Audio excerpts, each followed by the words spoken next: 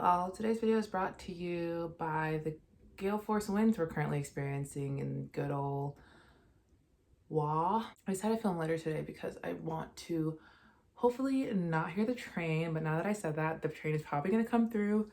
Let's just look up the train schedule, honestly. I could shape my whole day around that, but I don't. I feel like a teacher, I don't know why I insisted on talking, why I obviously just had to burp.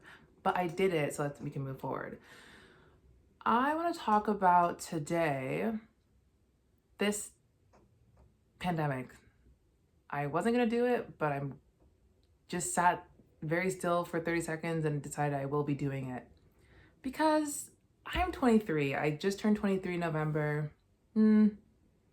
Yeah, I can't say just anymore because in 2 months' time, it's going to be my half birthday. And I'll be hurtling right into 30 is what it feels like. But I just turned 23. I'm young. I'm fun. And, I was really hitting my stride. I had just gotten out of a situationship. I don't want to say situationship. A situation. Let's call it the situation. I just gotten out of that. And then, the last month before the world stopped, I was really excited. I was like, I'm going to be flirting, mingling. I'm telling you this, doesn't matter. Anyways, what am I saying? 23. And I feel like I'm missing the opportunity to make a lot of mistakes. I know I would have made if everything had just kept going as is.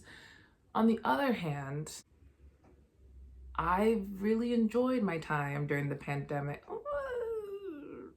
I don't know if I would say enjoy, but I've learned a lot about myself, about the company I kept, what I like, what I dislike. I think the worst thing for me about this whole thing is the fact that I got the chance to look at my life with brand new eyes. I had, because we obviously have had the time. We've had a year to really just sit and reflect. And if you haven't sat and reflected, I honestly don't know what you've been doing. Nothing scares me more than people who are going to come out of the pandemic unchanged. Well, they're not going to come out unchanged, but they'll come out thinking they're exactly just the same as they were before everything happened. And that's terrifying to me because all we're experiencing right now is just trauma. But given the year to think about my life, I've had to realize that I probably wasn't making any of the right decisions, but also so many choices that I put off or gut feelings I had that I just kind of ignored. So I was like, well, it'll be fine. Really came and bit me in the ass, if you will. I chose to keep investing in things that I didn't really find enjoyable or situations that were super unreliable. Am I glad I know that now? Yeah, but was it worth it? But I like to think that this is not the darkest timeline. Actually, I don't know. Do I want to think it could be worse? Because then that means we're doing better than the worst, or do I want to think this is the worst, so this could be a rock bottom? So, what has the past year been like for me? Well, where do we start? In March, when all this started, I made a promise to myself. And that promise was, I'm not going back to school until this is over. Mostly because I want to drop out of college now for actually even before I went to college, I was ready to drop out. The reason I didn't is because I deluded myself into believing that somehow at a PWI, which is a primarily white institution for anyone who doesn't know, which is such a funny thing to say because America is a primarily white institution, so I don't even know why going to college specifically got me so pressed. I love anthropology so much. I love learning. I hate my school. I've had great professors. I just hate the school, and not even the school, but the people it attracts, because I live in a town that is it's a wook town. I don't know if you're familiar with wooks. They're like granola hippies, no shoes. They're super affluent people that like don't shower, just like to pretend that they're dirty all the time because it's like real and true. And they read like, it's funny, but they read people like Jack Kerouac and all those men who like went into the woods the first time. They're like, oh my God, so wild, so savage. Oh, that was a really long tangent. But yeah, I hate my school. So as soon as the pandemic started, I made a promise. I'm officially divesting from time. I turned off all my alarms, called my parents, was like, not going to school because we're in an unprecedented worldwide situation. And I never once, when I was studying the plague, read about anyone doing their schoolwork. But I'm gonna worry about staying inside and surviving. But y'all keep pretending, keep working, keep going to sleep on time, keep doing whatever. Not for me anymore. I was painting a lot, which was really nice, and getting back in touch with myself, sleeping a lot, and it was kind of fun. But I also distinctly remember missing my friends so much. Like Zoom was only good for maybe 2 months. Once that ended, I was done. I was never Zooming again. I hate Zoom. I just hate talking to people online. So divesting from time, I would say, was like phase 1. And then we got to like phase 1.5. And now that was the like, I'm just gonna drink a lot. But looking back, is what was happening. But in the moment, it was framed as, we can't go to bars. Let's like learn how to make all our own drinks. And I was watching a lot of Sex and the City and Hills, and they would always go out, and I really wanted to go out again. And so I would buy like really nice booze, like all my grocery money I would just spend on booze. Like wake up at 1 p.m. and then be like, well, it's 1 o'clock and it's like spring, let's have like a drink outside. That was also a dark time, but I was still kind of having fun. I was still kikiing. And then the truest shift happened. I broke my ankle. This is phase 2 of the quarantine. I broke my ankle on a slip and slide. That's the most humiliating thing that's ever happened to me in recent memory. But breaking my ankle taught me a lesson. First of all, I was really out here taking walking for granted. So I had to sit a lot, and I had to do a lot of thinking. And a couple weeks after I broke my ankle, all the George Floyd, like Black Lives Matter, all of that happened. And so I like couldn't go to protests, which I'm really grateful for. I know I would have gone to protests, but I don't think I would have taken it upon myself to learn more about what I could do on the back end, which would lead me to just a better understanding of community and a better understanding of just how I wanted to find myself in the world, because I spent a lot of time reading and like listening to podcasts and just listening to people more than being worried about like, what can I do? And yeah, I spent summer in a cast. Was awesome and sweaty. I guess the best part of that was that when the cast came off, I had a lot of skin on my foot to peel, and I liked that kind of stuff. So that was good for like a day or so. I stayed with my parents while I was recovering, so I was not gonna stay at my crusty, dusty, nasty, ratchet house. That's the thing too. I had fun. Leading up to breaking my ankle, I was not having fun anymore. I I didn't like anyone. That's not true. I liked my roommates. There was a couple of individuals that made my life a particular hell. And when I broke my ankle, my roommates was just like, you're faking it. And I was like, bitch, faking what? The pain? It's real. So I left. And to be like further from everyone in my community at that point in time than I had been leading up was really interesting. And just to watch my very white town, very white college, very white friends spiral and crash and burn was revelatory to me. So phase 2 was, I would call it the phase of losing everything. It was a tower moment, if you're familiar with tarot. It's great and awful. What did I learn in that summer? Well, I shaved my head. because I was really just realizing that my life was kind of a sham. Leading up to this time, I was kind of a coon. And if you're not aware of what a coon is, you're white. And that's okay because that's a word you should never say if you're not a black person. But I was a coon. Coming out of it, but you know, like, I was in the sunken place, you could say.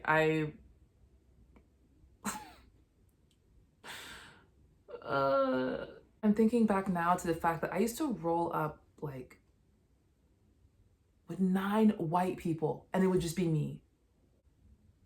Damn. There was like a black student union at my school, but I was super intimidated by, not intimidated, I guess. Insecure is actually a better word because I just was insecure about my position and whether or not I deserved to be there, which is interesting to think about. Because I just didn't feel connected to blackness as them. Also, there was a larger presence of people that were African American, and I'm just like, my family is from Africa. I'm a first generation American, so I also couldn't really connect those experiences the same way. And I spent so much time just like suppressing stuff, and it was like slowly coming out. And as I was doing college, that like just radicalized me in a whole different way, because I just started focusing a lot on like race relations and anthropology and sociology and all that good stuff. Looking back, I also had depression, so I didn't want to go anywhere ever. It's all kind of making sense. But I would call summer like the cocoon phase of quarantine. And I learned a lot. I learned, shaved my head, had my gender crisis, came out the other side like, I don't fuck with gender at all. But for me, it's like to the point where I just don't give a shit. Like, use whatever pronouns you want, do whatever you want. Because at this point, I can't even be too sure that anyone outside of myself exists. So like, it just comme ci, comme ça. I also was on social media a lot. Because I don't know if you guys remember, but quarantine, you know, at the beginning of quarantine when everyone was like on Instagram and doing all these things and these stories and like tag yourself, which one are you, pick some letters for this and like which that combination.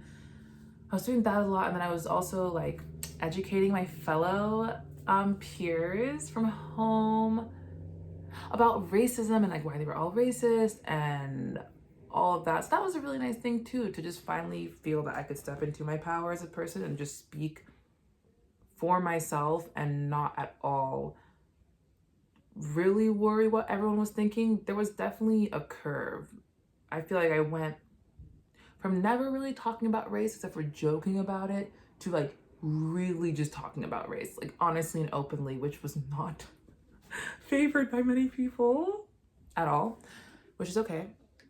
To now I'm kind of at the point where I just don't even care. I care, but for me, it's like either you're gonna know what to do or I'm just not gonna talk to you, because now I'm not on social media as much. And looking back at my social media usage, then I was definitely I was mid unravel. That's been the overtone of this entire quarantine. It's just like the slow degradation of my mind, really, and the loss of any touch with a life before this. I truly feel like you know that 40 miles between North and South Korea, that's I think a no fire zone, but so they can like cross, not like just people can be in there, but they have this like zone. Is it 40 miles or 40 meters? It's 40 something, I believe. That's where I feel like I am right now. I'm just kind of in a space that's like, it's a liminal space. Which is funny because someone told me they hope I find a liminal space, but that's not really good. Going to phase 3 or 4, depending on, you know what? Let's just decide right now, it's 3. We're going to phase 3. Phase 3 of quarantine was realizing how deeply dissatisfied I am with my entire life. I kind of did that at the beginning, kind of did that in the middle, but I was definitely going through it in phase 3. And phase 3 was like late summer, well into fall. Well into all of fall. Let's just say all of fall. It gets dark Here, the shortest day of the year, it got dark at like 3:30. It felt like it was just dark. It was sad. I had a lot of time to just think. I was going a little bit insane in the membrane. I just quit my antidepressants because I was like, you know what? I think I'm actually okay. I'm not depressed. I live with a lot of white people, which I don't anymore, which is like I have one white roommate now. But yeah, I was living with white people, mingling with them, trying to like make sense. And then once I released myself from the shackles of just trying to get what the fuck is going on with them, I felt much better and felt that I could quit my meds because honestly, they gave me really weird dreams, night sweats, and but also cold night sweats, the worst kind of night sweat. And so I had to just get away from that. Oh, it also made me feel really dull. I would just sleep all the time. Like the month, this is unrelated, but the month I went on them for the first time, I missed 4 weeks of class in the middle. So I showed up to my midterms, but I emailed my profs and was like, I'm trying really hard. Also though, literally can't wake up. And then somehow, I got A's that quarter, but I don't know how I did it. I even turned my final in late, knowing full well it was late, actually. I guess luck is on my side. But yeah, phase 3 of quarantine, which is a deep dissatisfaction with my life and everything that had led up. I was just thinking about like, why didn't I drop out when I first felt like I want to drop out? And why didn't I like go for this opportunity? And if I'd known like in 2 years time I'd be stuck inside, I would have gone on that trip, or would have transferred to the school, or all of this and yada yada yada. And that was really interesting to go through, especially being stuck inside and feeling like there's not much you can do to actually make any of that happen. It was just difficult. Quarantine has felt like a long brainstorming session in some ways, but like a really dull, uninspiring one where you just kind of sit and you're like, well, what should we do? And no one has any ideas. That's what it's felt like. But I think it was a good thing to have to go through. And no, it just made me get real with myself and notice how so many actions I did that I thought were in my best interest, or things that used to soothe or relax me, just weren't good. Once I started like getting away from stressors, or like not being able to even go interact, like I didn't even go to the store because I had a broken ankle. Like I wasn't going to the store, I wasn't seeing anyone, realizing that, oh shit, I feel like tired all the time, but it's really just from going out in the world and interacting. Realizing too that you're being super dishonest with yourself about what you want and what you do enjoy for the sake of not potentially failing at something else, because the path for me of just like go to college, do this, it's easy, it's laid out, it's almost that's not true, it's not fail proof, but it feels that way and it's very comfortable. And I was in my comfort zone, and coming out of my comfort zone was like, yo, my comfort zone was trash. I lived like that. I look back at myself, even from like December, and it's just like, damn, girl, no one forced me to do that. I just did that. Just learning how to be a better person. I think I'm a great person. I really do. I'm one of the coolest people you'll ever meet, honestly, because my parents are super cool and I have really cool friends. I guess accurately, I have like really great things that surround me, and I'm blessed for that. But also realizing that like that's not the case for everyone, and not everyone has these things. All these protests happen, all these companies were like, we see you, we hear you, and they were fucking lying, obviously. And I felt like everyone was just like saying shit to say shit. That's kind of when my whole engagement with talking to people stopped it, because it's like, I'm not getting anything out of this anymore. I don't think I ever really did, actually. You can't blame anyone, honestly. I can't be mad at people, and that helped me forgive. Like that was what phase 3 was. Phase 3 was the forgiveness phase, actually. I had to forgive myself and others, accept myself fully so that I could forgive other people to the fullest extent that I am able, so I can move on in my life. Forgiveness for me is very personal. I will forgive you for myself, and I will not tell you, because that's not the point. The point is that I still want people to suffer if they have wronged me. Not suffer like suffer, but like feel bad. Feel bad. But know full well I'm here to like listen anytime you want to say you're sorry.